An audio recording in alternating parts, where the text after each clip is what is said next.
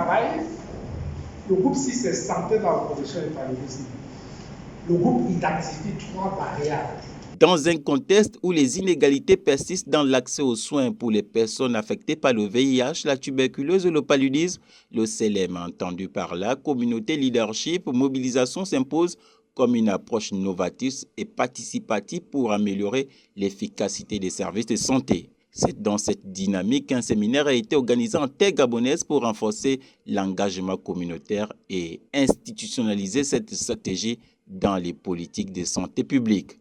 Venu du Cameroun pour la circonstance, l'expert consultant de haut niveau en suivi CELEM revient sur l'importance du projet et de sa mise en œuvre au Gabon. Nous sommes là dans un atelier qui forme les collecteurs de données et les superviseurs. Parce qu'à la base, ce qui fait ce suivi dirigé par les communautés, ce sont des données à recueillir au sein des structures sanitaires par rapport, bien entendu, à l'expérience des utilisateurs de nos services de santé et au final aboutir à une amélioration de ces services.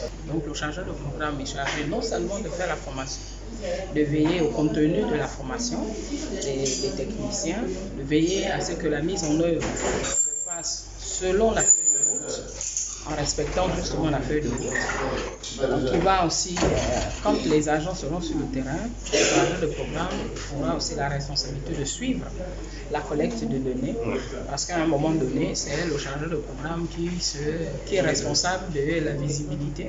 Cette formation financée par le Fonds mondial de lutte contre le sida, la tuberculose et le paludisme en collaboration avec le Fonds des Nations unies pour la population et le ministère de la Santé a rassemblé une 50aine d'acteurs, dont 40 collecteurs et 10 superviseurs, tous réunis autour d'un objectif commun, mettre les communautés au cœur de la réponse sanitaire. Que les données aident à prendre des décisions et ces décisions aident à avoir un plaidoyer plus efficace, un plaidoyer plus robuste, soutenu par des données de qualité. C'est pourquoi il est important pour nous, moi, de rappeler à l'ensemble des collecteurs et à l'ensemble des superviseurs l'importance de leur rôle important dans le processus, mais également les fonctionnalités que nous avons prévues dans l'utilisation de notre outil. Plusieurs thématiques ont meublé cette formation dispensée par les formateurs spécialisés et rompus à la tâche, chacun dans son domaine d'intervention.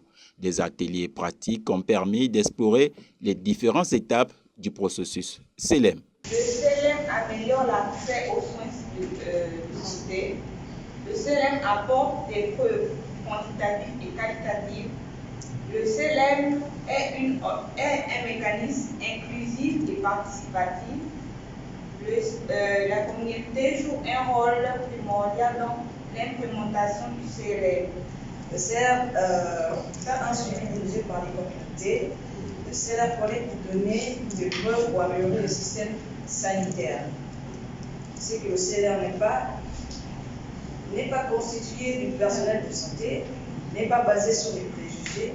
Le séminaire CELEM vient confirmer que les solutions les plus durables viennent du terrain en plaçant les personnes cibles au centre du système de santé. Le défi à venir est clair, faire du CELEM non pas une initiative ponctuelle, mais une composante structurelle de politique de santé pour que chaque voix compte et que personne ne soit laissé de côté.